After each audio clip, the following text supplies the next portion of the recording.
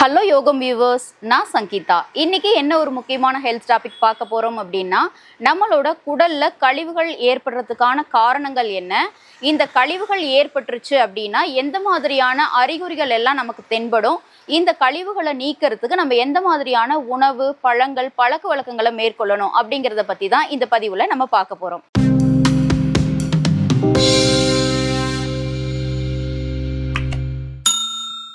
நம்ம உடல்ல இருக்கக்கூடிய முக்கியமான உறுப்புகள் நிறைய இருக்கு. அதுல ரொம்ப முக்கியமா நம்ம பாதுகாக்க வேண்டிய உறுப்பு அப்படின்னா அது குடல் தான். ஏன்னா குடல் தான் நம்மளோட உணவுகளை எல்லாம் ஜீரணம் பண்றதாகட்டும், உடல் முழுக்க இருக்கக்கூடிய உறுப்புகளுக்கு சத்துக்களை செலுத்துறதாகட்டும், எல்லாமே குடலோட செயல் தான் இல்லைங்களா? சோ நம்ம குடல்ல நம்ம ரொம்ப பாதுகாப்பா வச்சுக்கிறது அப்படிங்கிறது ரொம்ப முக்கியமான ஒரு விஷயம் தான். குடல்ல கழிவுகள் எதனால சேருது அப்படின்னா, நம்ம சரியா ஜீரணமாகாத உணவுகளை எடுத்துக்கிறோம், அல்லது நேரம் தவறி ரொம்ப அளவுக்கு அதிகமான உணவுகளை எடுத்துக்கிறோம். நம்மளோட உணவுகள் செரிக்கிறதுக்கான போதுமான சத்துக்களையோ அல்லது தண்ணீரையோ நம்ம கொடுக்காம இருக்கிறது, சரியா தூங்காம இருக்கும், இந்த மாதிரி பல காரணங்களால தான் நம்ம குடல்ல கழிவுகள் அப்படிங்கிறது ஏற்படுது. இந்த கழிவுகள் ஏற்பட்டுருச்சு அப்படின்னா நமக்கு எந்த மாதிரியான அறிகுறிகள் எல்லாம் தென்படும் அப்படின்னா, ஸ்கின் சம்பந்தப்பட்ட தொந்தரவுகள் ஏற்படும், அஜீரண கோளாறு ஏற்படும், மலச்சிக்கல் தொந்தரவுகள் ஏற்படும், அதே மாதிரியே ஒற்றை தலைவலி, சைனஸ், மூக்கடைப்பு, இந்த மாதிரி நிறைய தொந்தரவுகள் நமக்கு ஏற்படும். அதாவது வாயு சம்பந்தப்பட்ட தொந்தரவுகள் இது எல்லாமே இருக்கும்.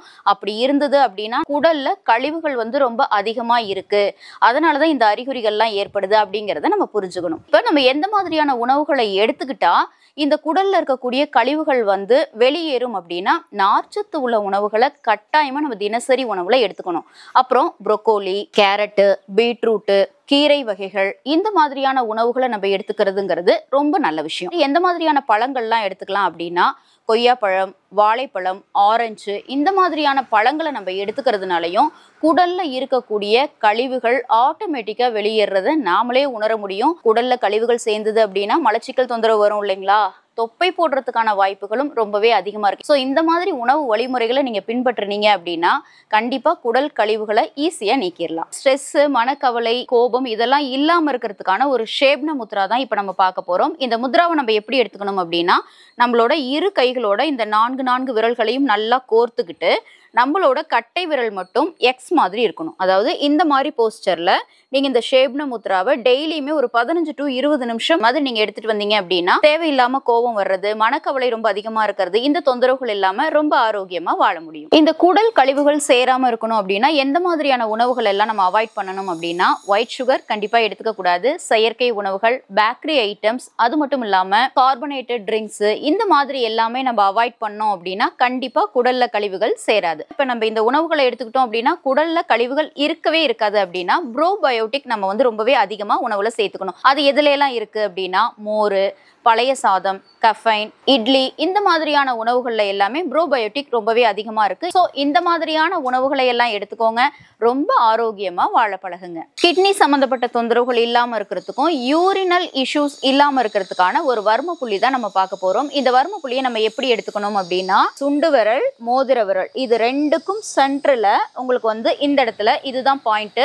இந்த பாயிண்ட்டை first clockwise, anticlockwise நம்ம ரொட்டேட் பண்ணிட்டு பிரஸ் ரிலீஃப், பிரஸ் ரிலீஃப், இந்த மாதிரி ஜஸ்ட் 2 to 3 மினிட்ஸ் மட்டும் நீங்க எடுத்துக்கிட்டா போதுமானது. அதே மாதிரியே நம்மளோட ஆள்காட்டி விரல், நடுவிரல், இதோட சென்டர்ல இதுதான் நமக்கு பாயிண்ட்.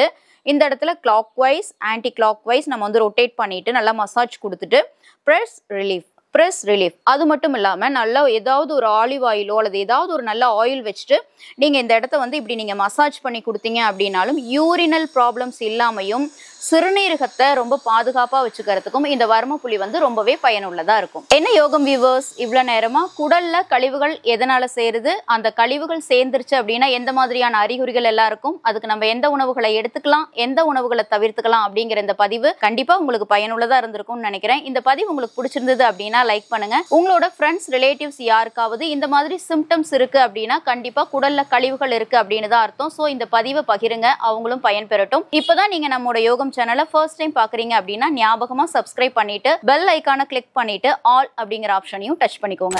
அதே மாதிரியே நிறைய ஹெல்த் டிப்ஸ், சொல்யூஷன்ஸ், ரெமிடிஸ் எல்லாமே நான் நிறைய வீடியோஸ்ல சொல்லியிருக்கேன். அதெல்லாம் நீங்க பார்க்கணும் அப்படின்னா இந்த பாக்ஸை கிளிக் பண்ணி பார்த்துக்கலாம். அதே மாதிரியே நம்ம யோகம் சேனல்ல மற்றவங்களோட வீடியோஸ் எல்லாம் நீங்க பார்க்கணும் அப்படின்னா இந்த பாக்ஸை கிளிக் பண்ணி பார்த்துக்கலாம். இதே மாதிரியே சிம்பிளா சூப்பரான ஒரு ஹோம் ரெமிடியோட உங்களை நான் சந்திக்கிறேன். வணக்கம்.